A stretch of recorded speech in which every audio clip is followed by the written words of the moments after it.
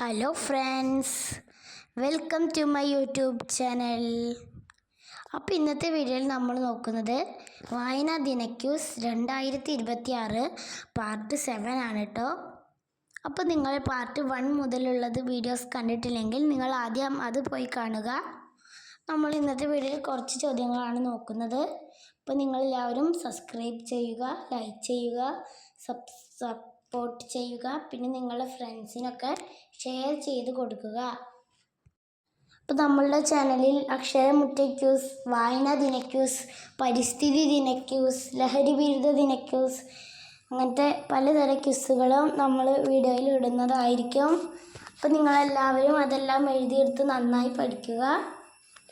അപ്പോൾ നമുക്ക് ഒന്നാമത്തെ ചോദ്യത്തിലേക്ക് കടക്കാം. ആദ്യമായി ശ്രേഷ്ഠ ഭാഷാ പദവി ലഭിച്ച ഭാഷ ഏതാണ്? ഉത്തരം തമിഴ്. ഉള്ളൂരിൻ്റെ ഏറ്റവും പ്രശസ്തമായ മഹാകാവ്യം ഏതാണ്? ഉത്തരം ഉമാകേരളം. ബഷീറിൻ്റെ ആദ്യ നോവൽ ഏതാണ്? ഉത്തരം പ്രേമലേഖനം. മാമ്പഴം എന്ന കവിത എഴുതിയതാരാണ്? ഉത്തരം വൈലോപ്പിള്ളി ശ്രീധരമേനോൻ. ജനകീയ കവി എന്നറിയപ്പെടുന്നതാരാണ്? ഉത്തരം കുഞ്ചൻ നമ്പ്യാർ. മലയാളത്തിലെ കാൽപ്പിക വസന്തത്തിന് തുടക്കം കുറിച്ച കാവ്യം ഏതാണ്? ഉത്തരം വീണപ്പൂവ്.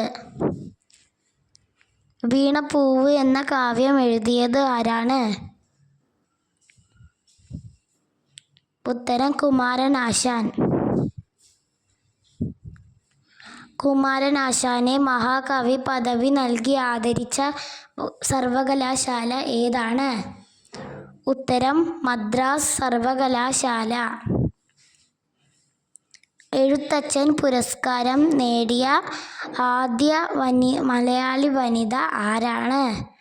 ഉത്തരം ബാലാമണി അമ്മ. എം.ടിക്ക് പത്മഭൂഷൺ ലഭിച്ച വർഷം ഏതാണ്? ഉത്തരം 2025. മലയാള സിനിമയുടെ പിതാവ് എന്നറിയപ്പെടുന്നത് ആരാണ്? ഉത്തരം ജെ.സി. ഡാനിയേൽ. മാവേലി നാടുവാണിടും കാലം എന്ന ഓണപ്പാട്ട് എഴുതിയത് ആരാണ്? ഉത്തരം Sahodaran Ayyappan.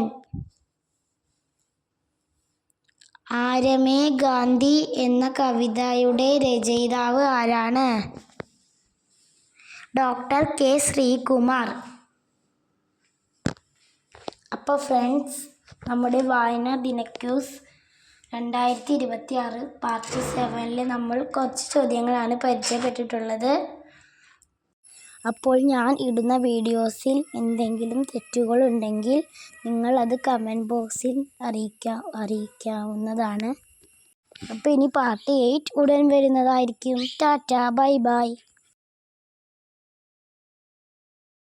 Thank you for watching.